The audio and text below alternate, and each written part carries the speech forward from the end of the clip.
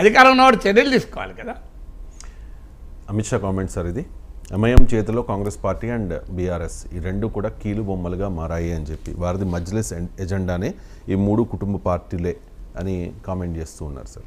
MIM కేంద్రంగా Bharatiya Janata party ఇటువంటి ఆరోపణలు ఎందుకు చేస్తోంది, ఏమిటి రాజకీయం? ఈ మూడు కుటుంబ పార్టీలు ఏంటి సార్? ఎన్డీఏలో ఉన్న తెలుగుదేశం కుటుంబ పార్టీ, అకాలీదళ్ కుటుంబ పార్టీ, ఎన్సీపీ అజిత్ పవార్ వర్గం కుటుంబ పార్టీ, అప్నాదళ్ కుటుంబ పార్టీ, ఇప్పుడు బిజు జనతాదళ్ కుటుంబ పార్టీ, జనతాదళ్ సెక్యులర్ కుటుంబ పార్టీ, ఇవన్నీ కుటుంబ పార్టీలే. నరేంద్ర మోడీ స్టేట్మెంట్ల ప్రకారం ఇవన్నీ అవినీతి పరులు వీళ్ళంతా. నేను వేరే వాళ్ళని తీసుకోవడం లేదు సీరియస్గా. గౌరవనీయులైన భారత ప్రధానమంత్రి నరేంద్ర మోడీ చెప్పారు వీళ్ళందరూ అవినీతి పనులని. అంటే మోడీ గారు చెప్పింది నేను ఎట్లా మర్చిపోతా? నా మోడీ గారు అంటే గౌరవం కదా. సో మన దేశ ప్రధాని అబద్ధం ఆడతాడా? చంద్రబాబు నాయుడు అవినీతి పరుడు అని చెప్పిండా లేదా? దేవగౌడ అవినీతి పరుడు అని చెప్పిండా లేడా? అజిత్ పవార్ అవినీతి పరుడు అని చెప్పిండా లేడా?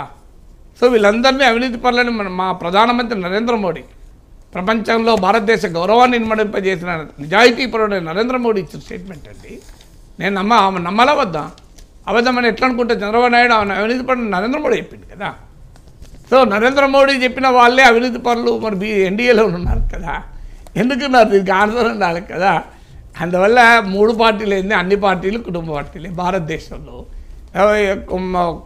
అఫ్కోర్స్ భారతీయ జనతా పార్టీ కుటుంబ పార్టీ అని అనను, కానీ కుటుంబ పార్టీలతో ఏదో బీజేపీకి దూరం ఉన్నట్లు మాట్లాడితే ఏం లాభం?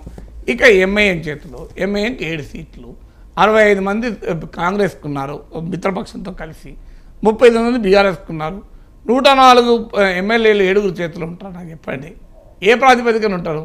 104 మంది ఎమ్మెల్యేలు పోయి 7 ఎమ్మెల్యేల చేతిలో ఉంటారా? ఇది ప్రాక్టికల్గా సాధ్యమా?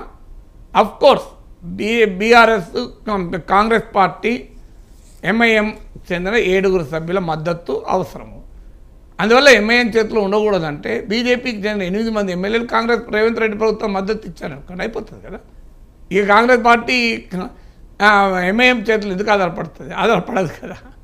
సో అందువల్ల మీరు ఒకవైపు ప్రభుత్వాన్ని కూలుస్తాం, ఈ ప్రభుత్వం ఉండదు పార్లమెంట్ ఎన్నికల తర్వాత, తెలంగాణలో డబుల్ ఇంజన్ సర్కార్ వస్తుంది అని 8 మంది సభ్యులు ఉన్న బీజేపీ అంటుంటే మరి కాంగ్రెస్ పార్టీ ఏం చేయాలి? ఎవరి మీద ఆధారపడాలి? ఆడ ఉన్న ఎమ్మెల్యేలే కదా. సమాజ్వాదీ పార్టీ మీద ఆధారపడలేదు కదా, ఆడ కమ్యూనిస్ట్ పార్టీ మార్క్సిస్ట్ పైన ఆధారపడలేదు కదా, వాళ్ళు లేరు కదా ఎమ్మెల్యేలు ఉన్నది ఎంఐఎంకే. సో మీరేమో అధికారం మెజారిటీ ప్రజలు ఇస్తే ఆ ప్రభుత్వాన్ని కూలుస్తామని మీరు అంటుంటే, ఆడ ఎమ్మెల్యేలు ఉన్న వారితో కలవకపోతే ఎవరితో కలవాలి? వాళ్ళు ఇంకెవరితో కలుస్తారు? ఒక రకంగా కాంగ్రెస్ పార్టీ ఎంఐఎంను కలుపుతున్నదే బీజేపీ కదా. మీరు మీరు మీరు గద్దె దించుతామని అనకపోతే వాళ్ళకి అవసరమే రాదు కదా. మీరు డబుల్ ఇంజన్ సర్కార్లు వస్తాయని మీరు చెప్తేనే కదా వాళ్ళు రేపు ఆ మేరకైనా కొద్దిగా ఓవైసీతో ఈ మధ్య ముచ్చటిస్తారు. అందువల్ల ఈ ఎంఐఎం చేతిలో ఉండదా అంటే భారతదేశంలో ఇంకో రాజకీయం లేదు. హిందూ ముస్లిం డివైడ్ను రెచ్చగొట్టి రావాలి. ఇప్పుడు జిహెచ్ఎంసీ ఎన్నికలప్పుడు రోహింగ్యా అన్నారు, తర్వాత ఎప్పుడన్నా రోహింగ్యా అంటారా? మళ్ళీ బహుశా రేపు ఎలక్షన్ల టైంలో అంటారు.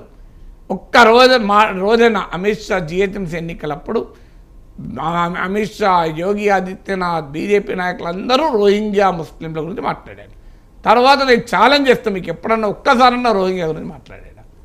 అందువల్ల ఎలక్షన్లు వచ్చినప్పుడల్లా నిజాం, ఎంఐఎం, ఓవైసీ ఇది మాట్లాడతారు.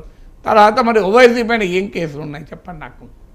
ఇంతవరకు ఒక్క కేసు కేంద్ర ప్రభుత్వం ఓవైసీ బ్రదర్స్ పైన కానీ, ఎంఐఎం నేతల పైన కానీ, ఎంఐఎం అనుకూల వ్యాపార పారిశ్రామికవేత్తల పైన సింగిల్ కేసు చెప్పండి నాకు. సింగిల్ కేసు ఒక్కడంటే ఒకటి. అక్బరుద్దీన్ ఓవైసీ అరాచకంగా మాట్లాడాడు, ఆయన మీదైనా కేంద్ర ప్రభుత్వం కేసు పెట్టింది నాకు చెప్పండి. ఆయన కేసీఆర్ ప్రభుత్వం నిర్దోషి అని ప్రభుత్వ హయాంలో ప్రకటిస్తే అసెంబ్లీలో వాకౌట్ అనేది చేశారా చెప్పండి. ఇందిరా పార్క్లో అక్బరుద్దీన్ ఓవైసీని అరెస్ట్ చేయాలని చెప్పి బీజేపీ ఒక 1000 మందితో ధర్నా చేసింది నాకు చెప్పండి. 1000 మందితో. నేను ఎక్కువ అడుగుతాను ఏమన్నా చెప్పండి. అసలు ఇంతవరకు కేంద్ర సంస్థలు ఏ ప్రతిపక్ష నేత మీద కేసులు లేవు. మీ లిస్ట్ అవుట్ తీయండి. కవిత కేసుందా? మీరు ఆంధ్రప్రదేశ్లో చంద్రబాబు నాయుడు ఈడీ కేసుందా? జగన్మోహన్ రెడ్డి పైన కేసులున్నాయా? స్టాలిన్ ఉన్నాయా? పినరయ్ విజయన్ ఉన్నాయా? మీకు మమతా బెనర్జీ ఉన్నాయా? అరవింద్ కేజ్రీవాల్ ఉన్నాయా? హేమంత్ సోరెన్ ఉన్నాయా? అందరి మీద ఉన్నాయి. మీరు లెక్క తీయండి. లేనిది ఎవరంటే only Asaduddin Owaisi and this company. Modi ప్రభుత్వ హయాంలో ఒక్కటంటే ఒక్క కేసు లేని నాయకుడు ఎవరైనా ఉన్నారంటే ఓన్లీ ఎంఐఎం. సింగిల్ పార్టీ నాకు చెప్పండి. ఎంఐఎం నేతలు ఎవరిపైన కేంద్ర ప్రభుత్వ కేసులు లేవు. అంటే మరి వాళ్ళు అత్యంత నిజాయితీ పనులను అమిత్ షా సర్టిఫికేట్ ఇస్తున్నాడా? చెప్పండి నాకు. మొదట దానికి ఆన్సర్ రావాలి కదా. ఎంఐఎం చేతిలో కాంగ్రెస్ ఉందా, బీఆర్ఎస్ ఉందా తర్వాత సంగతి. మరి ఎంఐఏ నాయకుల పైన ఎందుకు ఏ కేసు లేవు? ఏదైనా వాళ్ళు అత్యంత నిజాయితీ పనులను కావాలి, లేదా మరేదన్నా రాజకీయం ఉండాలి కదా.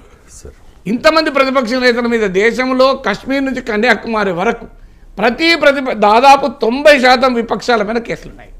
మనీష్ సిసోడియా జైలు ఉన్నాడు, హేమంత్ సోరెన్ జైలు ఉన్నాడు, అరవింద్ కేజ్రీవాల్కు నోటీసులు.